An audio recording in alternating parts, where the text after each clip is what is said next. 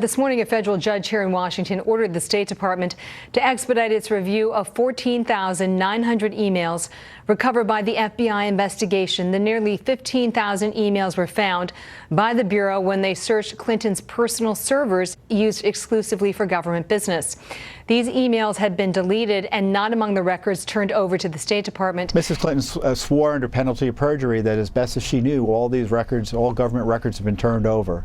I turned over everything that I could imagine. But this court hearing today demonstrated that wasn't the case. These are 15,000 emails that Hillary Clinton had said didn't exist. She told us we knew all of the emails that were relevant had been turned over, that anything else had to do with yoga, recipes, or Chelsea's wedding.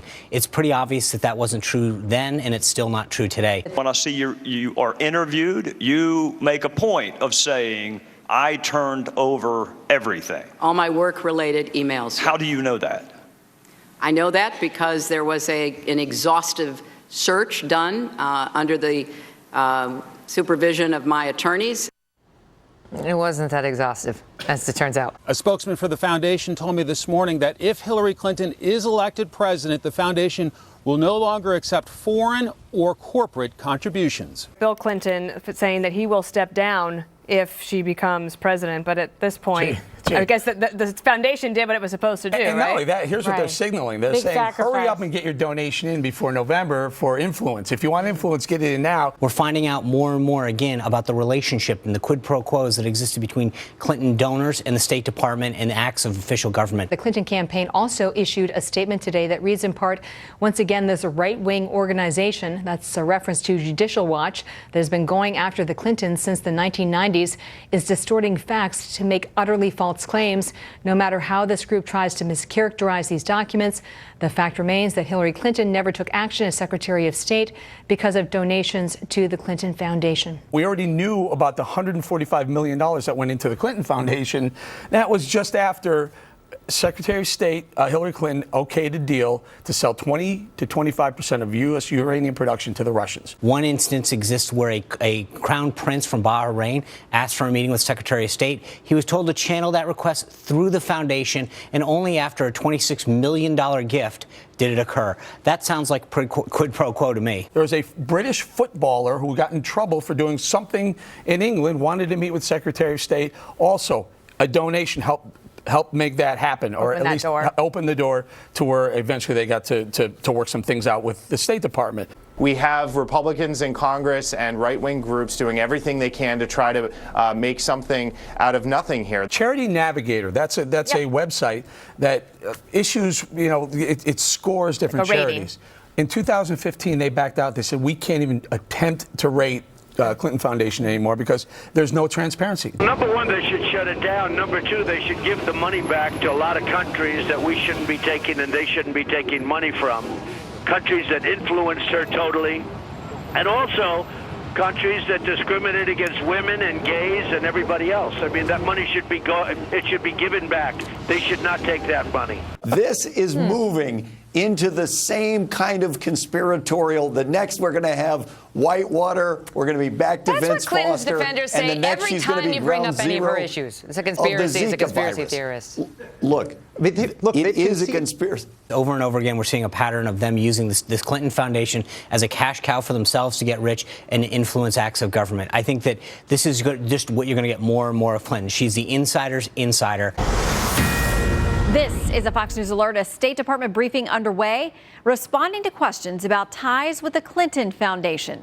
This as we learn of another crack in the dam for Hillary Clinton. Let's listen. In that, any Secretary of State has aides who are getting emails or contacts by a broad range of individuals and organizations. So as far as you're concerned, what these emails, like the ones that just were released today, don't show anything new? This is old news. You guys have already looked into this and decided that there wasn't any problem? I mean, of course, we're always assessing new emails as they come in, so I don't want to make it look like we just disregarded. You're confident that the emails that were released today have been looked at by people whose job it is to look into these things and decide whether or not there was a violation or an appearance of that is my understanding, yes. The inference that is left in Judicial Watch's statements on this, that meetings were granted to certain people who were also significant donors to or partners with the Clinton Foundation. And they leave the inference that people were getting meetings or getting consideration at a minimum for meetings because they were big donors to the foundation. I mean, I guess I would just once again emphasize that there wasn't a single channel for access to the Secretary of State, then Secretary of State Clinton. And for senior aides in the department at that time to have,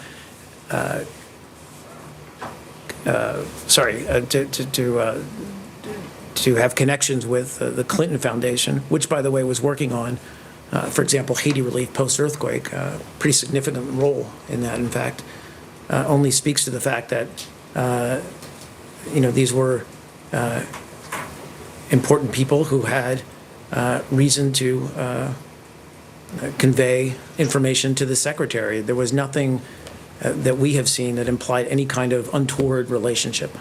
Judicial Watch is leaving this inference there that you pay to the foundation and you get to see the Secretary of State. Can you say, no, that's just not true? That's not how it works? What I would say is that we have no clear sign that that was the case. We've seen no evidence that that was the case. In fairness to Judicial Watch, I think their public relations people would be very displeased if the record were allowed to stand, suggesting that they had simply left such things to inference. They make it rather explicit how they feel about it. I stand corrected. Fox News has obtained and shared with your office roughly 180 pages of call logs from the office of Cheryl Mills, covering a 2-year period when she was Chief of Staff to Secretary Clinton. As you have seen, the individual who left the greatest number of messages for Ms. Mills in that period of time by an exponential order was Laura Graham, then the Chief Operating Officer for the Clinton Foundation, close to 150 in the 2-year time frame.